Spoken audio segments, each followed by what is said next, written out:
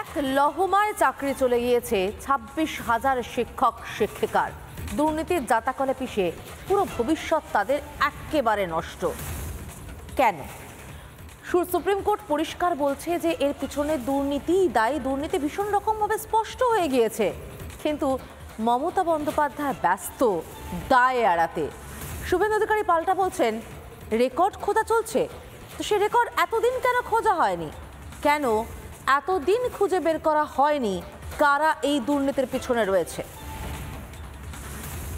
সৎভাবে পড়াশোনা করলাম, সৎভাবে পরীক্ষা দিলাম, সৎভাবে চাকরি করছিলাম, অযোগ্যদের জন্য আমাদের আজকে এই অবস্থা। এই আগুন যে আগুন জ্বালিয়ে দিয়েছেন, সেই আগুনেই পুড়ে আপনাকে বিদায় দিতে হবে মুখ্যমন্ত্রী। এডুকেশন সিস্টেমটাকে কোলাপস করা কি বিজেপি গভর্নমেন্টের টার্গেট? আপনি চুরি করেছেন, আপনার পার্টি চুরি করেছে, দায় আপনার। সমগ্র ঘটনাটা মমতা বন্দ্যোপাধ্যায় করেছেন, তার নেতৃত্বে এটা হয়েছে। নিয়োগ দুর্নীতির ধাক্কায় এক লহমায় চাকরিহারা ২৬,০০০ শিক্ষক শিক্ষিকা। অথচ যারা নিয়োগ করেছিল তারা ধোঁয়া তুলসী পাতা। দুর্নীতির ফল ভুগতে হলো শিক্ষকদের, অথচ মুখ্যমন্ত্রী দায় ঠেলতেই ব্যস্ত। আর মনে রাখবেন, school service commission is autonomous body. We never interfere আর উই ডোন্ট ইন্টারফেয়ার। এখানেই না থেমে ২০১৬-র ফাইল খুঁজে বের করার হুঁশিয়ারি দিয়েছেন মমতা। তাহলে এতদিন কি করছিল সরকার? পাল্টা সেই প্রশ্ন তুলেছেন শুভেন্দু অধিকারী। আমরাও কিন্তু রেকর্ড খুঁজে বার করব। ২০১৬-তে তখন কারা কারা মন্ত্রী ছিলেন, এবং কোনো একটা জেলা তো আমি জানি কিসের বিনিময়ে চাকরি হয়েছে। খুঁজুক না, উনি ৫ বছর ধরে খুঁজে বেড়াচ্ছেন, পুরুলিয়াতে, মুর্শিদাবাদে খুঁজে বেড়ান। আমি আগেও বলেছি, আজও বলছি, আমি আমার বিধানসভাতে একটা চক ডাস্টারও চাইনি ওর কাছ থেকে। পার্থ চট্টোপাধ্যায় একটা নোংরা লোক, উনি এই কথাটা ভাঙা রেকর্ড এই করে করে ২১-এ হেরেছে, আবার ২৬-এ হারবে। সরকার কি জানতো না এই নিয়োগ দুর্নীতির পাহাড় তৈরি হয়েছে? আদালত একবার নয় বারবার বলেছে নিয়োগে অনিয়ম হয়েছে, কিন্তু তাতেও সরকার সাফাই গেয়ে গেছে। এখন শীর্ষ আদালত পুরনো রায় বহাল রাখতেই সরকারের সুর বদল। সব দায় ঠেলে সরকার এখন আঙুল তুলছে বিরোধীদের দিকে। ২০,০০০-২৫,০০০ টিচারকে যদি বাদ দিয়ে দেওয়া হয়, তর্কের খাতিরে ধরে নিলাম বাদ দিয়ে দিয়েছেন, স্কুল কলেজগুলো পড়াবে কে? তার মানে কি এডুকেশন সিস্টেমটাকে কোলাপস করতে চাইছেন বিজেপি সিপিএম? এই পরিবারগুলো যদি অচল হয়ে যায়, তাহলে বিজেপি সিপিএমও কিন্তু সচল থাকবেন না, এটা মাথায় রাখতে হবে। কোনো ঘটনা ঘটলে দায়িত্ব আপনাদের হবে, আপনাদের নিতে হবে। মমতা বন্দ্যোপাধ্যায় পার্টির এই দুষ্কৃতীদের জন্য, যারা ঘুষখোর, জোচ্চোর তৃণমূল নেতা, তাদের জন্য এই এতগুলো পরিবার আজকে রাস্তায় বসলো। আমরা ছেড়ে দেব না। আমরা আগামী দিনে মমতা বন্দ্যোপাধ্যায়ের সরকারকে এই তার চেয়ার থেকে উঠিয়ে ফেলবো। এর জন্য দায়ী হচ্ছে মমতা বন্দ্যোপাধ্যায়।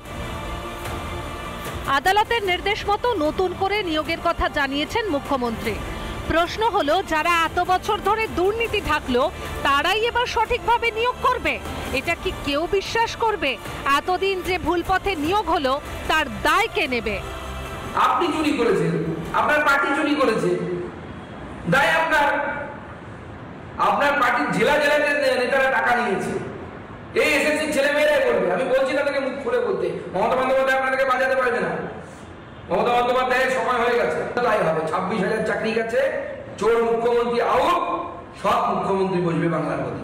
পুরো নিয়ন্ত্রণটা নিয়েছিলেন পার্থ চট্টোপাধ্যায়, এবং ১৮ সাল থেকে ২১ সাল পর্যন্ত দফায় দফায় দফায় এই অবৈধ নিয়োগগুলো আপনারা করেছেন।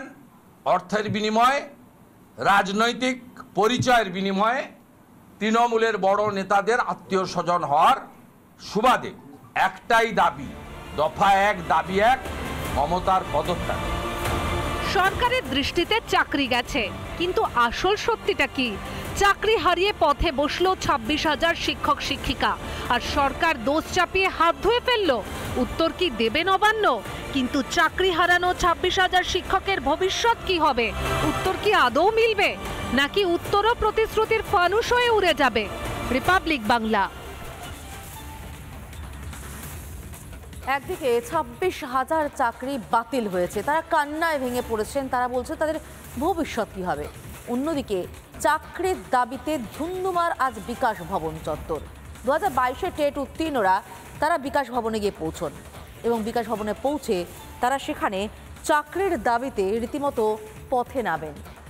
বিকাশ ভবন চত্বর কার্যত আজ পুলিশের সঙ্গে চাকরি প্রার্থীদের ধস্তাধস্তিতে রণক্ষেত্রের চেহারা নেয়।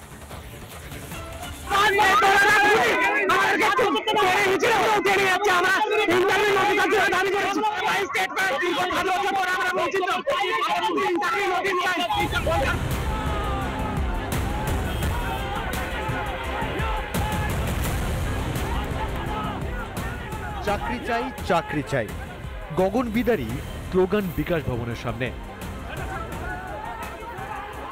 2022 প্রাথমিক টেট পাস ও DL8 ঐক্যমঞ্চের তরফে এদিন বিকাশ ভবন অভিযানের ডাক দেওয়া হয়। তাদের রুখতে রাস্তায় বসানো হয় ব্যারিকেড।